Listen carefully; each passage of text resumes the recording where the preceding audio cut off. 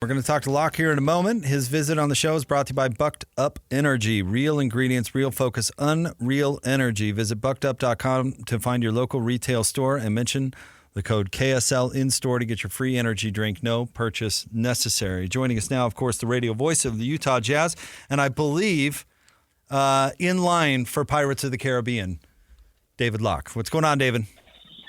Oh, yeah, I usually do rides as my thing today, don't I? I got to come up with that. We actually were debating whether or not you were a Disney fan, if you were the type of guy who would be a Disney fan when we were talking about you coming on today. Are you a Disney guy? Because we kind of don't think so. That was our bet. Well, not at the level that many people in Utah are. That's elite. That's high level. My answer to that would be when I went to college in L.A., we used to take a day during Dead Week of finals and go to Disneyland every year. It was like kind of our big tradition so that was super fun. So I've done a lot of Disneyland on my. I don't think I ever went with my parents. I think I just went on my own when I lived in LA. So that was super fun. Some of their movies are really good. Some are quite revealing in how people were cast in the 80s and 90s, and what voices were used. And that's about it. There's my take. David, we got a text saying that you had spoken about something this morning on your podcast, and neither Jake or I had heard it today. This is so bad. I saw it too. I have no idea what you're talking about. Yeah, I'm curious what we used it as a tease. Yeah, what have you moved ahead? How have you changed the conversation? The greatest tease. I literally this is such a great lesson of anybody who's going into broadcasting in life. The amount of shows that I do where I think I was great or do something because I'm an egomaniac and I think it was fabulous or I think my thoughts were totally worthwhile or and then I get no response. And then today this guy tweets at us, hey, you really got to listen to Locke's podcast today because he said some things that were really important. And so here's what I did on my podcast today. So I have no idea which of these he thought were important. So I love him for it, though, because I have to admit, there are so many days where I do something and then get no feedback. And I'm wondering, was that not as good as I thought? I thought that was really good. Today would not have been one of those. So I went through the Orlando Magic's draft history. They've had 7 top 6 picks in 11 years. They've won 2 playoff games since they traded Dwight Howard in 2012. And they're okay now because they got Franz Wagner and Paulo Banchero. So we'll see. However, that's brutal. That's a brutal run. They had 6 years where they won 30 games once in a 30-year span. But what's fascinating is when you go through them pick by pick, it's not they weren't awful. Okay, Mo Bamba was a bad pick, but Victor Oladipo was the right pick. And you go through them, and sure, you can nitpick that maybe you should have taken Julius Randle instead of Aaron Gordon, but not really. It's kind of crazy that for all the time we talk about Oklahoma City is, you got to just draft and tank and get down to the bottom and look what they've done. Yeah, that's what Orlando did. They have 7 top 6 picks in 11 years. Not a lot out of it. So that was one thing I did. The other thing I did was kind of a reality check on, for all of us that are talking about we would have made the playoffs and we would have been this, that were we really catching Golden State and the Lakers? Were we really outplaying Golden State and the Lakers for the final 25 games of the year? Now, I put a caveat on that. If you just want better enjoyment and it was more fun when we were really good and it would have been fun for 25 games or 26 games to go after that and play better than we are right now, I'm 100% with you, but that's not probably what a front office should be doing. And I think the last thing I did was talking about Will Hardy's comments about Taylor Hendricks' defense, but I'm going to learn more about that today from Will, I think. So I don't know what it was, but that's what we did today on Locked on Jazz. All right. Well, good stuff. Check it out. We being me and the mouse in my pocket. David, here's my hot take of the day for you, and feel free to talk me off the ledge. But honestly, if the Jazz are not going to play winning basketball, meaning, and I'm not talking about playing the young players because I don't think it's that. I mean, Lowry had 13 shots. We've seen sporadic. I don't want to call guys out for effort per se because I really don't like doing that because it's hard what they do. But honestly, if they're going to lose anyway, why play Lowry? Why not just sit everybody? What's the point? Oh God. Yeah. Oh wow. You are going hot. Yeah. Scorching. Talk me off the ledge. If you're not going to bother, then why play those guys? Lowry specifically, I think there's a lot, and I think Ben might have been the one who asked the question on the press conference the other day. There's a lot for Lowry, a lot of value for Lowry in the final 20 games of the season. Like, Lowry's not so great that he doesn't need to continue to develop for 25% of the season.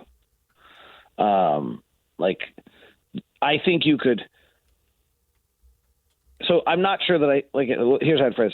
I'm not sure giving Lowry the ball in an ISO at the nail, which is the spot in the middle of the free throw line, is actually the greatest winning basketball play we could make. Okay? Like, if I'm trying to win games, I'm not probably running that a super amount. But I think there could be a real value that we decide we're going to run that 3 times a quarter right now. So is that playing winning basketball or is that helping? Like, Lowry needs that skill.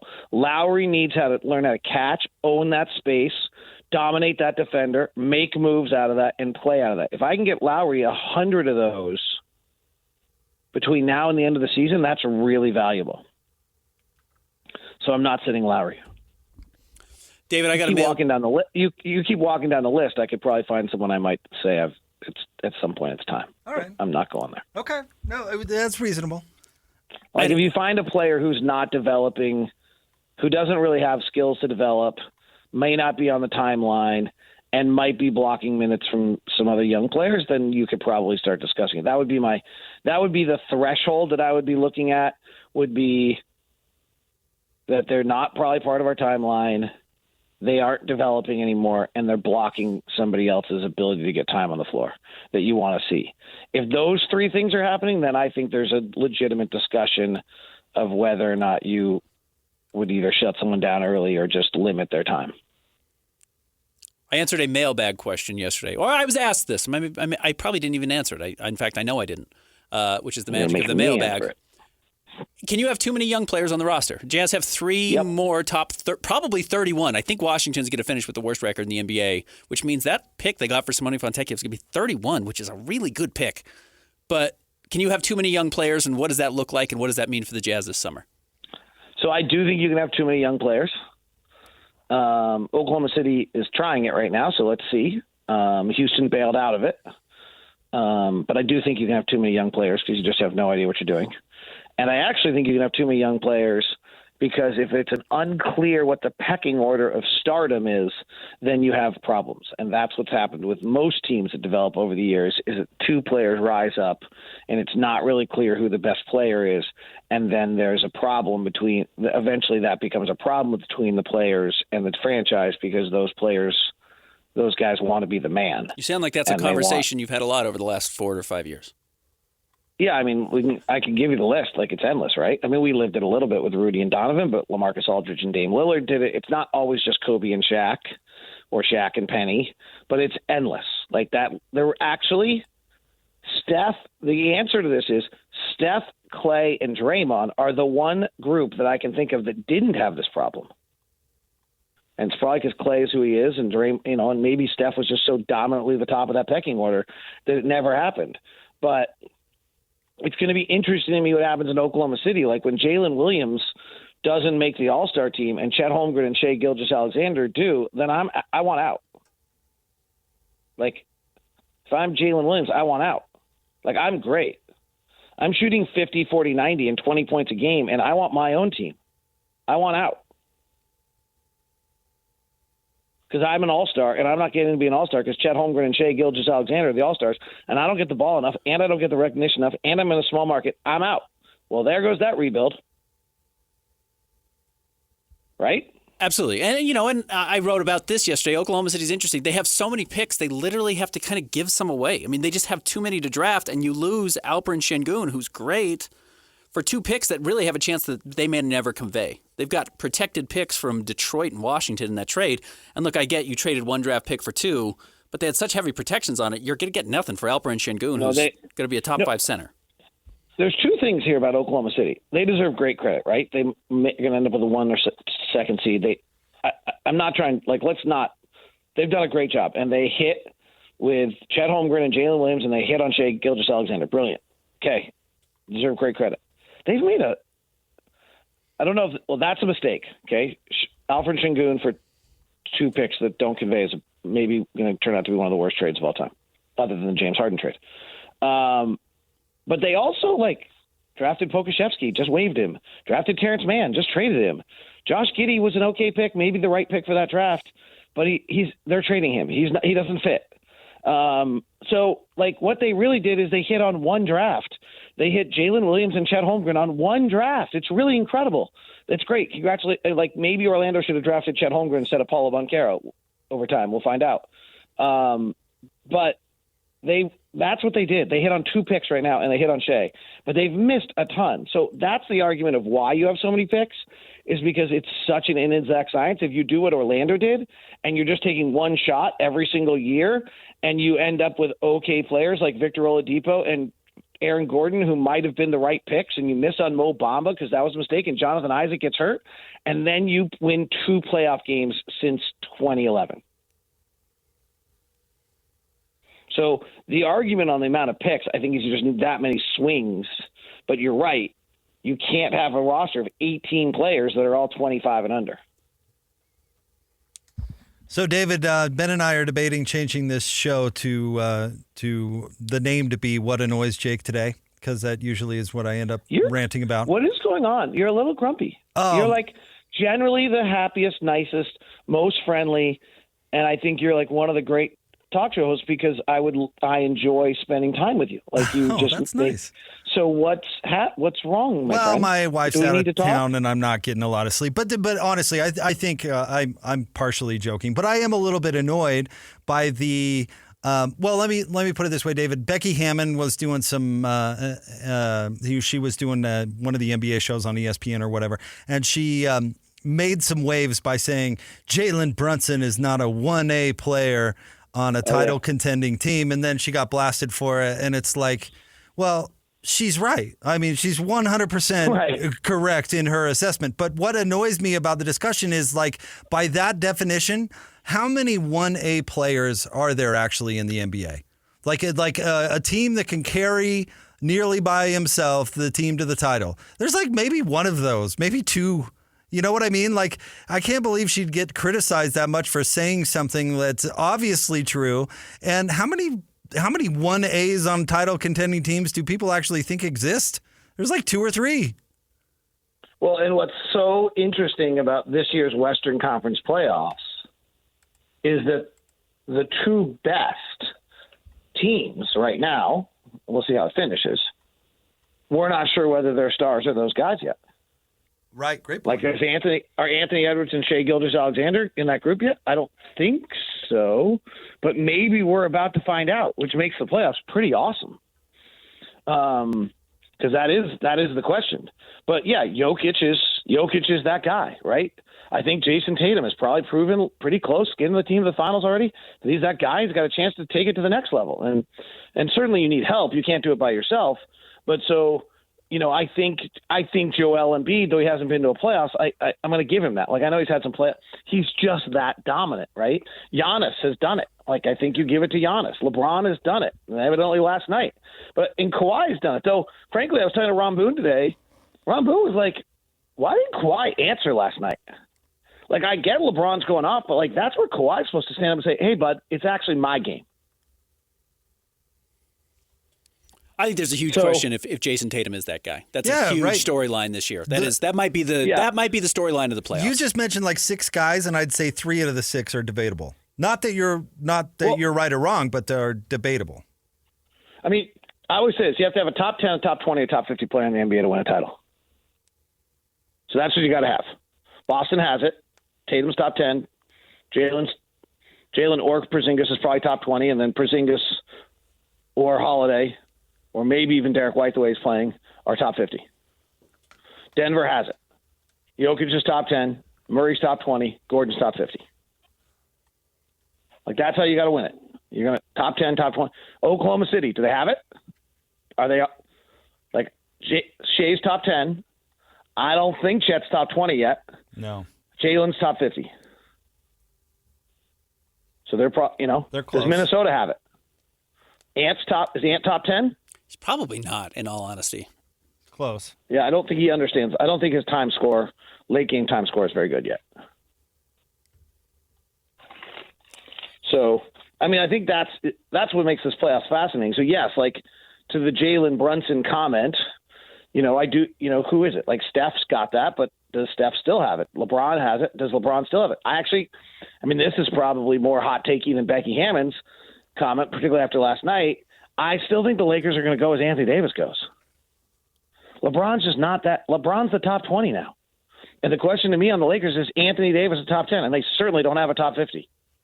Does Denver? That's where the flaw in how they built their franchise. Does Denver have that? I'm trying to think. Yeah. The top 10, sure. Jamal Murray's top 20. I know. It's top 50. Aaron Gordon's top 50. No, really? Yeah, absolutely. Top 50? He's the best defender of those guys in the world, of the Jason Tatums, the Kawhis, etc. Yeah, but he's nowhere near as good offensively. And he's 6'10". Yeah, and I like huge. defensive guys. Yeah, all right. Yeah, he's huge. David, a lot of conversation. And Kentavious Caldwell-Pope's probably top 80, 70. A lot of conversation about whether or not to convey the pick or not this year. I do think a lot of people are getting lost in the idea of, that means you have to make the pick if you convey it, or if you hold on to the pick and it's top 10. And I kind of look, if we're this conversation, it's where it started, was the genesis of this, of can you have too many young players on the roster? Which is like, yes, absolutely you can. But if the Jazz end up with a top 10 pick, the 28th pick, and the 31st pick, and then you have any number of young players that you have on your roster, which someone's going to be available at some point, and a veteran salary that's going to range between $15 million, $18 million, or $25 million that are available for trade, you put that package together, and that's, that gets you. I mean, that's exactly what the Pacers traded for Pascal Siakam. Yep. That's a pretty huge package that you can make whatever salary work. Plus, they get a young player. Plus, they get 3 picks. It's exactly what the Pacers gave up to get Pascal Siakam. If the Jazz wanted to do that, in fact, it's better than what the Pacers gave up, because the Pacers didn't give up a top 10 pick. Right. Yeah, or a good young player. Yeah. They just gave up Bruce Brown, who might not bring back to keep the salary cap space next year. No, I actually think if you look at the Pacers package, the way I've analyzed the Pacers package is they gave away 2 rotation players for Pascal Siakam. Because after the 11th pick of the draft, you have a 50-50 chance of getting a player that's a rotation player in the NBA. That's what the data says. So when you trade 3 first-round picks, none of which will be top 10, and Bruce Brown, you gave up 2. We know Bruce Brown is there, and it's like so Bruce Brown is a rotation player in the NBA. That's established. And then there's a 1.5 chance you gave away another one. We just don't know who it is. And obviously, it's a chance, hey, it's always a chance to get Giannis or Rudy or somebody else in the middle of the pack, or Klay Thompson or Tyrese Maxey. And, those Philadelphia, by the way, has got 10, 20, and 50. Just if they get healthy. Who's their top 50? I don't know if Tyrese Maxey's Tobias Harris. You think he's top 50? Yeah, but I don't know if I think Tyrese Maxey's really top 20. Okay. Yet. Like him, but does Miami top 20? Well, Jimmy Butler's not top 10 until May. And then he is. He is. And then he becomes top 10. Yeah, he is. Yeah. So Bam Adebayo's top 20 and Tyler Hero's top 50.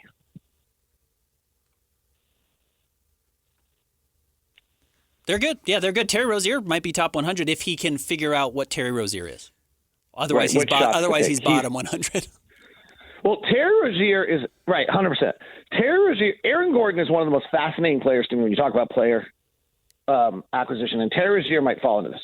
So when I'll never forget this. We're playing Orlando a few years ago, and Orlando's on an 8-0 run. They've just taken a 6-point lead. The Vooch has scored 6 of the last 8 points. They're kicking our butt. The game is, you can feel it. It's getting away. This one's over. And Aaron Gordon comes up the floor and pulls for a pull-up three. He's like a 28% off the bounce three-point shooter. It's the worst shot.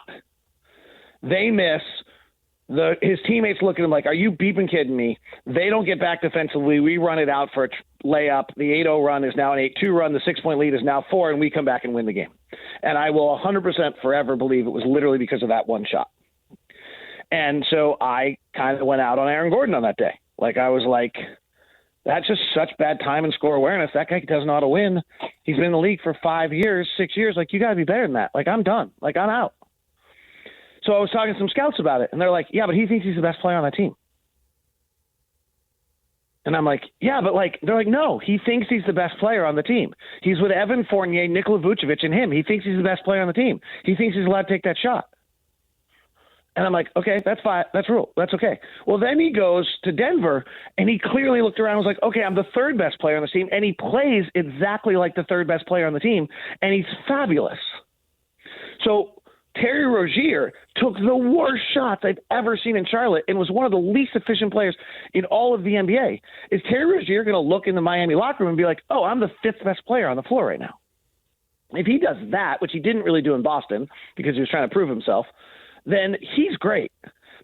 And that to me is one of the most interesting things, like when you're looking through the league on player evaluation, is like, can you find the guy who thinks he's the best player on a team and is playing like crap or just not the correct way, and get him onto a team where he becomes the third best player and he understands that and plays in that role, and then he's really good. Like Aaron Gordon's really, really good now because he's 6'10", 230, slam dunk champion athlete, and he understands exactly how he's supposed to play. David, thank you very much. We appreciate you and look forward to talking to you on the pregame tonight. Side note, by the way, just really random, but it's like the only thing on my mind. I asked Sarah about this. So I'm going to ask, are either of you readers? Are either of you book readers? I can't read. Your brain won't do it? So I'm reading a book right now by Kristen Hanna called The Woman, which I cannot believe I picked up, and I cannot put it down. It is I think it's one of the top 5 books I've ever read. The Woman by Kristen It's called The Woman for a mostly guy audience. We'll never get a book. I like Kristen Hanna. She did some other really good books, so that's why I read it, because I like her as an author. And some of her other stuff's great too, but this is like, I'm super surprised, particularly because of the story and why it would grab me, but I literally cannot put it down. I like 2 nights in a row. I'm the one who, when I sit down to read, that means I'm trying to stop my brain and I finally fall asleep. And 2 nights in a row, I've had to like put the book down, so I actually finally went to sleep. I love that. Nothing like a great book you can't put down. It's a good thing. So just throw that one out there for everyone. Thanks for the heads up. Thanks, David. Okay, see ya. There you go. Our guy, David Locke.